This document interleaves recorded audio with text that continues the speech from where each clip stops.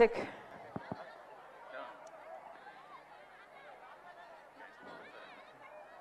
పాయకరావుపేట ప్రజలకు మండుటి ఎండను సైతం లెక్క చేయకుండా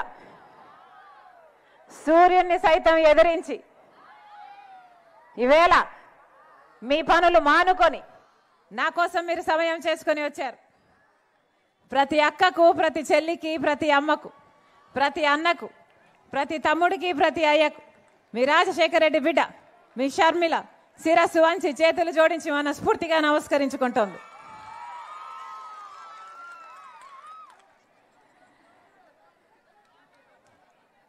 మళ్ళీ ఎన్నికలు వచ్చేసాయి.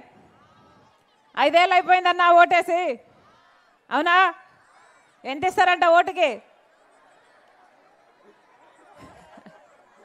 ఎంత? 5. అంతేనా అన్న? 5.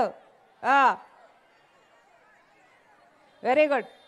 ఎవరు ఎంత ఇచ్చినా తీసుకోండి, కానీ ఓటు వేసేది మాత్రం మీ మనస్సాక్షి ఎవరికి చెప్తే వాళ్లకు ఓట్లేయండి. ఒకసారి ఆలోచన చేసి ఓట్లేయండి. మన రాష్ట్రం ఏర్పడి 10 సంవత్సరాలైంది. మొదటి 5 సంవత్సరాలు చంద్రబాబు గారు ముఖ్యమంత్రిగా ఉన్నారు. ఇప్పుడు 5 సంవత్సరాలు జగన్మోహన్ రెడ్డి గారు ముఖ్యమంత్రిగా ఉన్నారు. మరి చంద్రబాబు గారు 5 సంవత్సరాలలో ఏం చేశారు? జగన్మోహన్ రెడ్డి గారు 5 సంవత్సరాలలో ఏం చేశారు? మీ బిడ్డలకు ఏదన్నా భవిష్యత్తు ఉందా? ఉద్యోగాలు వస్తున్నాయా? వ్యవసాయం బాగుందా? ఒక్కసారి ఆలోచన చేసి మరీ ఓట్లేయండి. పోయినసారి ఓట్లేశారు, మీ ఎమ్మెల్యేలు గెలిపించారు. ఎప్పుడైనా పనికొచ్చాడా మీ ఎమ్మెల్యే? ఎప్పుడైనా వచ్చాడా మీ ఎమ్మెల్యే? ఏమా వచ్చాడా? దేనికి వచ్చాడు? మీ ఓట్ల కోసం వచ్చాడు. ఆ తర్వాత ఎప్పుడైనా వచ్చాడా? మీ ఎమ్మెల్యే ఇక్కడ మళ్ళీ పోటీ చేయటం లేదట కదా. చెత్తని ఒక చోట నుంచి తీసుకెళ్ళి ఇంకో చోట డంపు చేస్తారు, తెలుసు కదా. మీ ఎమ్మెల్యేని తీసుకెళ్ళి ఇంకో చోట నిలబెట్టారట కదా. మీ ఎమ్మెల్యే ఇక్కడే గెలుస్తాడు అన్న నమ్మకం ఉంటే మరి ఇక్కడ ఎందుకు నిలబెట్టలేదు? ఎందుకంటే ఇక్కడ యాంటీ ఇన్కంబెన్సీ ఉంది కాబట్టి, ఇక్కడ ఓడిపోతాడు కాబట్టి ఈ చెత్తను తీసి ఇంకో చోట డంపు చేశారు. అవునా? మరి ఇలాంటి వాళ్ళకి ఎందుకు ఓట్లేయాలి? ఎందుకు ఓట్లేయాలి? ఇలాంటి వాళ్ళకి ఎందుకు అధికారం ఇవ్వాలి? ఒకసారి ఆలోచన చేయండి. మన రాష్ట్రం ఏర్పడి 10 సంవత్సరాలైంది. 10 సంవత్సరాలు అయితే 5 సంవత్సరాలు చంద్రబాబు గారు, 5 సంవత్సరాలు జగన్మోహన్ రెడ్డి గారు ముఖ్యమంత్రిగా ఉంటే ఈ 10 సంవత్సరాలలో కనీసము పట్టుమని 10 కొత్త పరిశ్రమలైనా వచ్చాయా? వచ్చాయా? మరి మన బిడ్డలకు ఉద్యోగాలు ఎలా వస్తాయి? ఇక్కడ పక్కనే డెక్కన్ ఉంది, హెట్రా ఉంది. కనీసం వాటిలో అయినా మన బిడ్డలకు ఉద్యోగాలు వస్తున్నాయా ఈరోజు? స్థానికులకు ఉద్యోగాలు ఇస్తున్నారా ఈరోజు? మరి మన బిడ్డల గురించి వీళ్ళ ఆలోచన ఉంది అనుకోవాలా లేదనుకోవాలా? కనీసం షుగర్ ఫ్యాక్టరీలు మూతపడితే అవి తెరిపించాలన్న ఇంగితం కూడా ప్రభుత్వానికి లేకపోయిందే. చక్కెర పండించే, చెరుకు పండించే వాళ్ళు ఎంతమంది రైతులు ఉన్నారు? ఈరోజు వాళ్ళంతా ఆగమైపోతున్నారు. ఎంతమంది రైతులు, ఫ్యాక్టరీలో ఉద్యోగస్తులు ఇంతమంది లక్షల్లో నష్టపోతున్నా కూడా ఈరోజు పట్టించుకునేవాడు ఉన్నాడా అంటే భూతద్దం పెట్టుకుని వెతికి చూసినా కానీ పట్టించుకునే వాళ్ళు ఎవ్వరూ లేదు. మరి వీళ్ళకి ఎందుకు ఓట్లేయాలో ఒక్కసారి ఆలోచన చేయండి. మనకు ప్రత్యేక హోదా వచ్చునుంటే ప్రతి నియోజకవర్గంలో 50 నుంచి 100 కొత్త పరిశ్రమలు వచ్చేవి. అంటే ఎంత అభివృద్ధి జరిగి ఉండేది, ఎన్ని ఉద్యోగాలు వచ్చిండేవి. 5 సంవత్సరాలు చంద్రబాబు గారు ముఖ్యమంత్రి పట్టించుకోలేదు ప్రత్యేక హోదా. ఇప్పుడు జగన్మోహన్ రెడ్డి గారు పట్టించుకోలేదు ప్రత్యేక హోదా. ఎందుకు అంటే బీజేపీ పార్టీ ఇవ్వలేదు కాబట్టి. కానీ బీజేపీ పార్టీతో కొట్లాడే ధైర్యం ఒక చంద్రబాబుకు లేదు, జగన్మోహన్ రెడ్డి గారికి లేదు. చంద్రబాబు గారేమో బీజేపీతో పొత్తు పెట్టుకున్నారు, జగన్మోహన్ రెడ్డి గారేమో బీజేపీకి తొత్తయ్యారు. వాస్తవం కాదా? ఆఖరికి మణిపూర్ ఘటనలో ఇంతమంది ఊచకోత జరిగితే కూడా జగన్మోహన్ రెడ్డి గారు వైసీపీ పార్టీ బీజేపీకే మద్దతు పలికింది అంటే మరి బీజేపీకి వీళ్ళు మద్దతు కాక, వీళ్ళు పొత్తులు పెట్టుకోక, అక్రమ పొత్తులు పెట్టుకోక మరి ఏం చేస్తున్నారు అనుకోవాలి. ఒకసారి ఆలోచన చేసి ఓటు వేయండి అంటున్నది. అందుకే ప్రత్యేక హోదా మన బిడ్డలకు ఊపిరి లాంటిది. ప్రత్యేక హోదా మన రాష్ట్రానికి ఊపిరి లాంటిది. అలాంటిది ముఖ్యమంత్రి హోదాలలో ఉన్న ఇద్దరికీ తెలుసు ప్రత్యేక హోదా ఎంత ముఖ్యమో. ప్రతిపక్షాలలో ఉన్నప్పుడు ప్రత్యేక హోదా గురించి దుమ్మురేపెట్టేట్టు మాట్లాడారు. జగన్మోహన్ రెడ్డి గారు ప్రత్యేక హోదా మెడల్ బీజేపీ మెడలు వంచి తీసుకొస్తామన్నారు. మూకుమ్మడి రాజీనామాలు చేద్దాము అని చంద్రబాబు గారికి ఛాలెంజ్ విసిరారు. మరేమైంది? అధికారం లేకొచ్చినాక ఒక్క నిజమైన ఉద్యమమైనా చేశారా ప్రత్యేక హోదా గురించి? మరి మనకు ప్రత్యేక హోదా ఎలా వస్తుంది ఆలోచన చేయండి. ప్రతిపక్షమైన పాలకపక్షమైన ఈరోజు బీజేపీ పార్టీకి అమ్ముడు పోయాయి. ఈరోజు బీజేపీ పార్టీకి గులాంగిరి చేస్తున్నాయి. బీజేపీ పార్టీ మనకు ఏమైనా చేసిందా? మీరు గులాంగిరి చేస్తున్నారు పర్వాలేదు అనుకోవడానికంటే బీజేపీ పార్టీ మన రాష్ట్రానికి మన బిడ్డలకి వెన్నుపోటు పొడుస్తూనే ఉంది. ప్రత్యేక హోదా ఇవ్వలేదు, పోలవరం ప్రాజెక్ట్ ఇవ్వలేదు, రాజధాని ఇవ్వలేదు. మనకి ఏది ఇవ్వకపోయినా ఆఖరికి విశాఖ స్టీలును కూడా వీళ్ళు ప్రైవేటీకరణ చేస్తాము అన్న బెదిరిస్తున్నా కూడా మళ్ళీ అదే బీజేపీ పార్టీకి తొత్తులుగా మారారు. ఒక పక్క చంద్రబాబు గారు, ఇంకో పక్క జగన్మోహన్ రెడ్డి గారు. మరి ఎందుకు ఓట్లు వేయాలి వీళ్ళకు? ప్రజలంతా ఆలోచన చేయాల్సిన అవసరం ఉంది. అమ్మా 10 ఏళ్ళు అయిపోయింది. 10 ఏళ్లలో కనీసం ఒక రాజధాని అయినా కట్టుకోగలిగామా? ఉందా మనకు రాజధాని? ఉందా మనకు రాజధాని? పక్కన హైదరాబాద్ ఉంది, ఇంకొకరికి బెంగళూరు ఉంది, ఇంకొకరికి చెన్నై ఉంది. మనకేముంది? మనకేముంది? చేతిలో చిప్పు ఉంది. మనకేం మిగిల్చారు? మరి ఎందుకు వేయాలన్నా వీళ్ళకు ఓట్లు? చంద్రబాబు గారేమో అమరావతి అన్నారు, సింగపూర్ను చేస్తానన్నారు, 3Dలో సినిమాలు చూపించారు. అమరావతిని కాస్త భ్రమరావతిని చేశారు తప్పితే ఒక్క తట్టడు ఇటుకే పెట్టింది లేదు, కనీసం ఒక పర్మనెంట్ బిల్డింగ్ కట్టింది లేదు. మరి జగన్మోహన్ రెడ్డి గారు వచ్చారు, ఈయనకు ఒకటి సరిపోలేదు, 3 రాజధానులు ఇస్తారన్నాడు. అవునా? అవునా? పోనీ 3 ఒకటైనా అయిందా? మరి ఏమిటన్నా? ఎందుకు వేయాలి వీళ్ళకు ఓట్లు? అందరికీ అన్నీ ఉన్నాయే, తలెత్తుకొని చెప్పుకోవడానికి మనకు కనీసం ఒక రాజధాని అయినా ఉందా? మరి అలాంటి రాజధాని కూడా ఇవని బీజేపీ పార్టీకి వీళ్ళు తొత్తులుగా గులాములుగా ఎందుకు మారారు? మారిన వాళ్ళకు ఎందుకు ఓట్లు వేయాలి? ఒకసారి ఆలోచన చేయండి. పోనీ వ్యవసాయం బాగుందా? బిడ్డల జీవితాలు బాగున్నాయా అంటే ఎంతమంది రైతులు? అసలు రాజశేఖర రెడ్డి గారు రైతుల్ని ఎలా చూసుకున్నాడన్నా? నెత్తిన పెట్టుకోలేదా రాజశేఖర రెడ్డి గారు? రుణమాఫీ చేశాడు, అన్ని విధాలుగా రైతులకు అండగా నిలబడ్డాడు రాజశేఖర రెడ్డి గారు. ఇప్పుడు కనీసం మద్దతు ధర ఉందా రైతులకి? కనీసం డ్రిప్ వేసుకోవడానికి సబ్సిడీ ఉందా? ఇప్పుడు పంట నష్టపోతే పంట నష్టపరిహారం ఉందా? ఇప్పుడు ఏం చెప్పాడు జగన్మోహన్ రెడ్డి గారు? ఇలాగే 5 సంవత్సరాల క్రితం మైకు పట్టుకొని 3000 కోట్లతో ఒక ధర స్థిరీకరణ నిధి ఏర్పాటు చేస్తాను, ప్రతి సంవత్సరము 3000 కోట్లు పక్కన పెడతాను, రైతన్న వాడికి నష్టానికి అమ్ముకునే అవసరమే ఉండదు అన్నాడే. ఒక్క సంవత్సరమైనా 3000 కోట్లు పక్కన పెట్టాడా జగన్మోహన్ రెడ్డి గారు? 4000 కోట్లతో పంట నష్టపోతే ఒక నిధి ఏర్పాటు చేస్తాను అన్నాడు. ఒక్క సంవత్సరమైనా 4000 కోట్లు రైతులకు పక్కన పెట్టారా? మరి వీళ్ళ రాజశేఖర రెడ్డి గారి ఆశయాలను నిలబెట్టే వాళ్ళు? ఎందుకు వేయాలన్నా వీళ్ళకు ఓట్లు? ఒకసారి ఆలోచించండి. బిడ్డల్ని రాజశేఖర రెడ్డి గారు గుండెల్లో పెట్టుకొని చూశారు. ఫీజు రీయింబర్స్మెంట్ అయినా వాళ్ళకు ఉద్యోగాలైనా ఎంత బాగా చూసుకున్నారు రాజశేఖర రెడ్డి గారు. మరి ఇప్పుడు ఏం చేస్తున్నారు జగన్మోహన్ రెడ్డి గారు?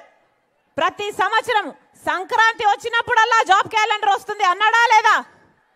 మరి జగన్మోహన్ రెడ్డి గారు ముఖ్యమంత్రి అయి 5 సంవత్సరాలు అయింది. ఎన్ని సంక్రాంతులు వచ్చిపోయాయి? 5 సంక్రాంతులు వచ్చాయి పోయాయి. ఎన్ని జాబ్ క్యాలెండర్లు వచ్చాయి? ఒకటైనా వచ్చిందా? 0, గుండు 0. మరి ఎందుకు వేయాలన్నా వీళ్ళకు ఓట్లు? 2,30,000 ఉద్యోగాలు ఇస్తామన్నారు జగన్మోహన్ రెడ్డి గారు ఇలాగే మైకు పట్టుకొని 5 సంవత్సరాల క్రితం. ఎన్ని ఉద్యోగాలు ఇచ్చారు?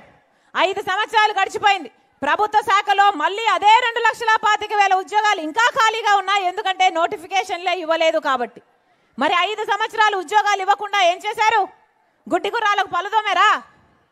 ఏం చేశారన్నా? ఎందుకు వేయాలి వీళ్ళకు ఓట్లు?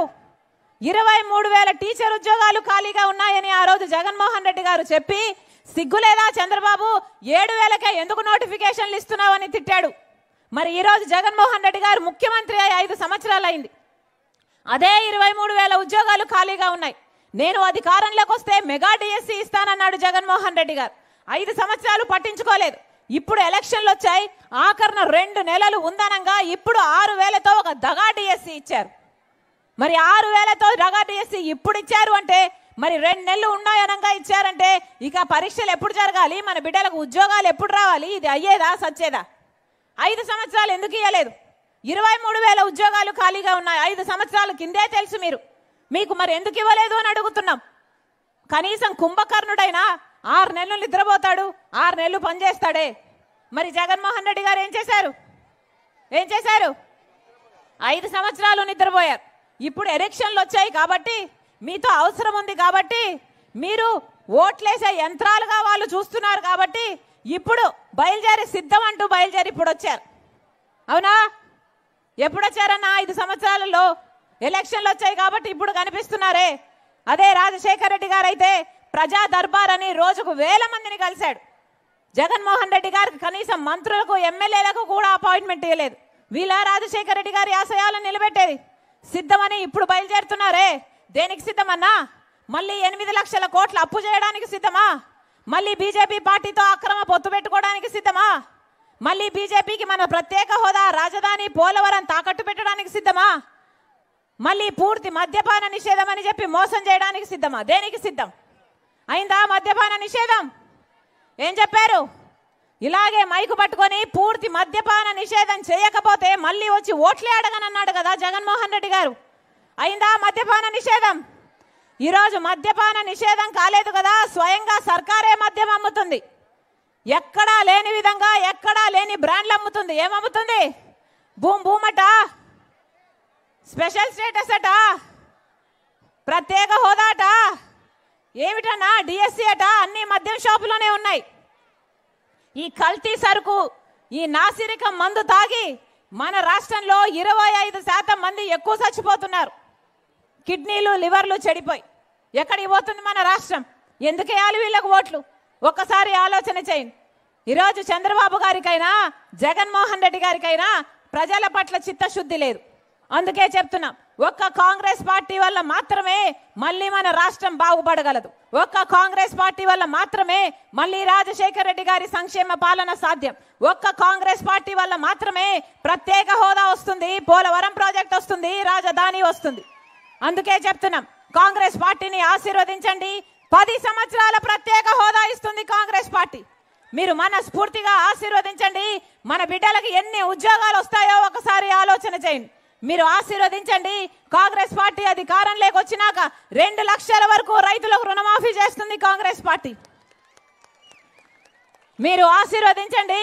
కాంగ్రెస్ పార్టీ అధికారంలోకి వచ్చినాక ప్రతి నెల ప్రతి పేద ఇంటి ఖర్చుల కోసం 8,333 రూపాయలు, అంటే సంవత్సరానికి 1,00,000 రూపాయలు, 5 సంవత్సరాలకు 5 లక్షల రూపాయలు ఇస్తుంది కాంగ్రెస్ పార్టీ. మీరు ఆశీర్వదించండి. కనీస వేతనం ఉపాధి హామీ కింద 400 రూపాయలు చేస్తుంది కాంగ్రెస్ పార్టీ. మన బిడ్డలకు ఉద్యోగాలు రావాలన్నా, వ్యవసాయం బాగుపడాలన్నా, మన రాష్ట్రం బాగుపడాలన్నా కాంగ్రెస్ పార్టీ అధికారంలోకి రావాలి. మీరు మనస్ఫూర్తిగా ఆశీర్వదించండి. ఆ రాజశేఖర రెడ్డి గారి సంక్షేమ పాలన మీ ఇంటి గడప వరకు తీసుకొస్తానని రాజశేఖర రెడ్డి బిడ్డ మీకు మాటిస్తుంది. కాంగ్రెస్ పార్టీ ఎమ్మెల్యే అభ్యర్థి మీ బోని తాతారావు గారు మీ సేవ చేసేవాడు, డాక్టర్గా మీ సేవ చేస్తున్నవాడు. మీరు ఆశీర్వదించండి. ఒక ట్రామా సెంటర్ ఆయన సొంత డబ్బులతో పెడతానని కూడా మాటిచ్చారు. మీరు ఆశీర్వదించండి, మనస్ఫూర్తిగా దీవించండి. ప్రజల కోసం పనిచేసే వాళ్లకు ఓట్లేయండి, ఎన్నుకోండి, మీకోసం నిలబడతారు. కాంగ్రెస్ పార్టీ హస్తం గుర్తు మీద ఓటేయాలని రాజశేఖర రెడ్డి బిడ్డ ప్రార్థిస్తుంది. అలాగే ఎమ్మెల్యే అభ్యర్థి వేగి వెంకటేష్, ఎంపీ అభ్యర్థి వేగి వెంకటేష్ మీ బిడ్డ అవుతాడు, మీ బలం అవుతాడు, మీ గొంతు అవుతాడు. అవసరమైతే పార్లమెంటులో కూడా మన ప్రత్యేక హోదా గురించి, మన కష్టాల గురించి, మన హక్కుల గురించి మాట్లాడతారు. మనస్ఫూర్తిగా ఆశీర్వదించాలని 2 ఎమ్మెల్యే ఎంపీ రెండింటి మీద హస్తం గుర్తు మీద ఓటేసి గొప్పగా మెజారిటీతో ఆశీర్వదించాలని రాజశేఖర రెడ్డి బిడ్డ ప్రతి అన్నను, ప్రతి తమ్ముని, ప్రతి అక్కను, ప్రతి చెల్లిని శిరస్సు వంచి చేతులు జోడించి మనస్ఫూర్తిగా ప్రార్థిస్తుంది. జోహార్ వైఎస్ఆర్, జోహార్ వైఎస్ఆర్, జోహార్ వైఎస్ఆర్.